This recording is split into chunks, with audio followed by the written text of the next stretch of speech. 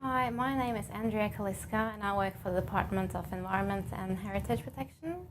I work there as a policy officer and I've been working there for the last 2 years. I started in February 2015. So my department looks after the environment and heritage. It also looks after the Great Barrier Reef and species and ecosystems. I work in the Environmental Policy and Planning Unit in the department in climate change policy.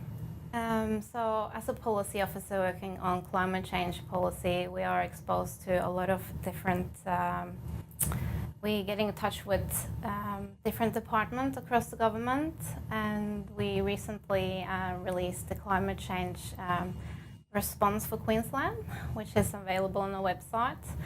So we have the climate change mitigation policy and the climate change adaptation policy.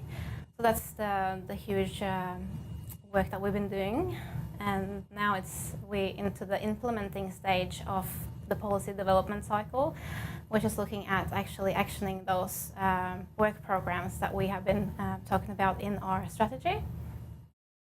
Yeah, so a typical day for me in the office would be working on a specific project that I'm working on, and that will involve meeting with other colleagues within the department, but also across the government in general. We would do some planning and some writing briefs, ministerial briefs, a lot of correspondence, answering letters that's coming in from the public. Well, we do have scientists in our team as well, but I think it's important to have a broad background looking at climate change, and because it is a lot about behavioral change and reaching people and how you can get a whole community to think differently or transition. So, and that sort of sense, background in social science and knowing about different behaviors and how you can change behavior, it's very good to have.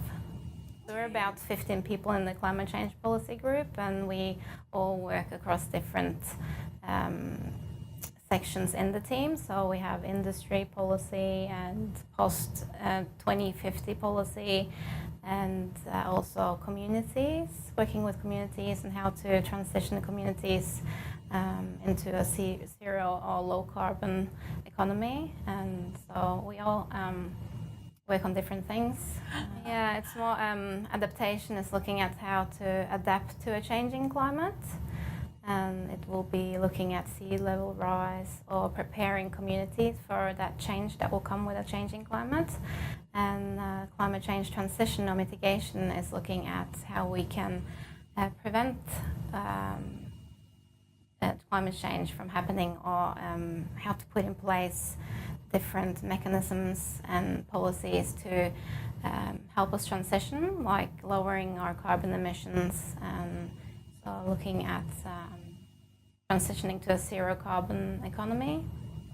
Yeah, so you do need some good communication skills and writing skills as a policy officer, and communication skills also when it comes to meeting with other departments and having that liaison with them. What I like the most is that it's every day is very different. You get exposed to so many different things, and you get to meet a lot of people across the government, and you learn something new every day, either if it's within the department or some other department. What I like the least is, I guess, working in government, a lot of the processes can take a lot of time. So if you're a bit impatient or want things to move quickly, I guess that's not going to happen that easy. Sometimes you need to be patient and sit back and just take one step at a time, and just follow the process and procedures, and just accept that's how it is, and it's there for a reason. So I think studying for me was a big journey in getting to know myself and my own strength and gaining confidence.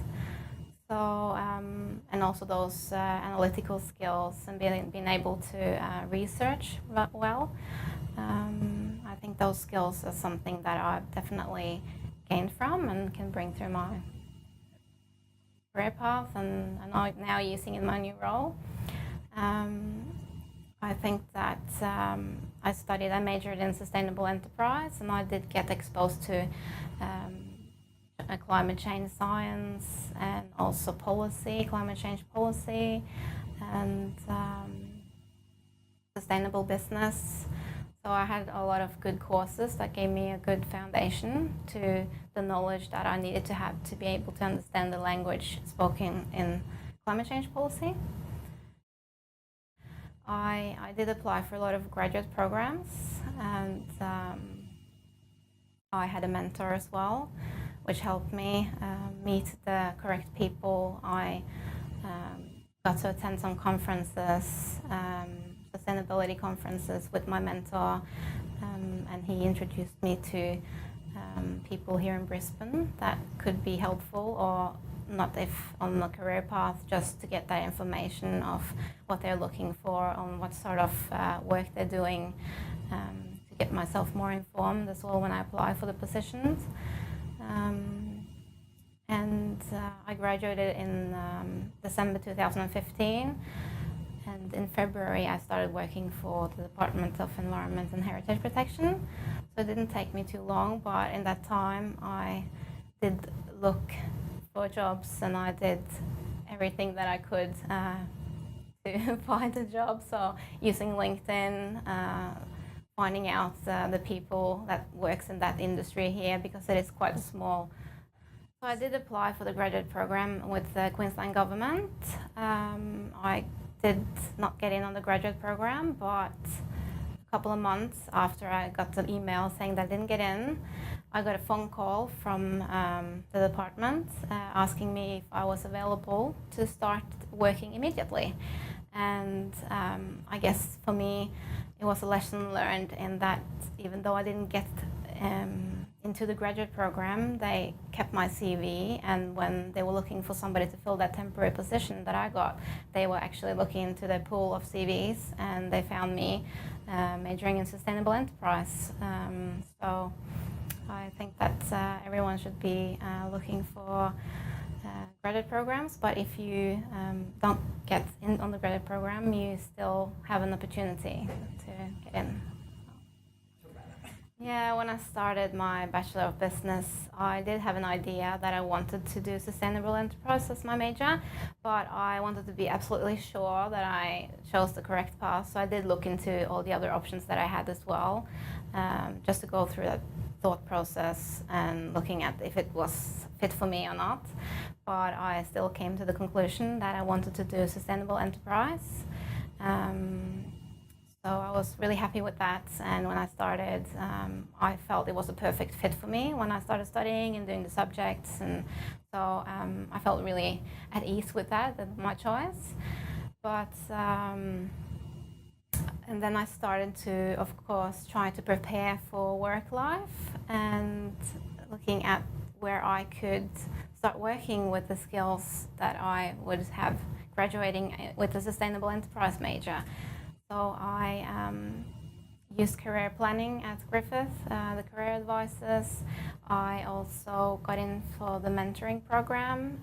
I got myself a mentor and started looking at Seek and searching on both LinkedIn and just on the internet in general to just try and get as much information I could on what people could do with education like this. Yeah, from when I started studying, I was curious. I was actively seeking out the information that I needed through career planners at Griffith University. I also had a mentor going online, and I think it's important to start thinking early on what you want to do when you finish, because ultimately we all want to have a job and we all want to love what we're doing. So start looking and be curious. Start connecting with people, look online. LinkedIn's great. Contact them, ask them if they want to meet for a coffee. People do love students and they love engaging with students and helping students in general. So just sending a message saying that you're studying sustainable enterprise and that you're interested in the field and just learning more about what your options could be or what you can do with that sort of degree and background. I'm sure that a lot of people will appreciate that and sharing that information. And when you do that, you do build your network and people can put a face to a name, and if something comes up, they will send you an email.